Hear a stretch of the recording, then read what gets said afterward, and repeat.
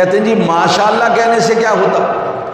حضرت انس رضی اللہ تعالی عنہ سے مروی ہے حدیث پاک، فرمایا رسول اللہ صلی اللہ علیہ وسلم نے ارشاد فرمایا من رأى شيئا فأعجبه قال ما شاء الله لا قوة إلا بالله لم يضره۔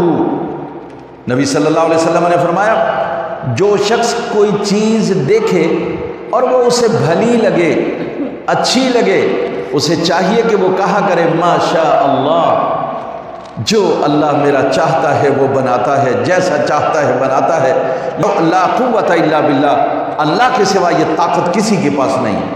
یہ لفظ اگر کہہ دے تو وہ نعمت کبھی زائل نہیں ہوتی، وہ نعمت بڑھ جاتی ہے اور ہمیشہ قائم رہتی ہے۔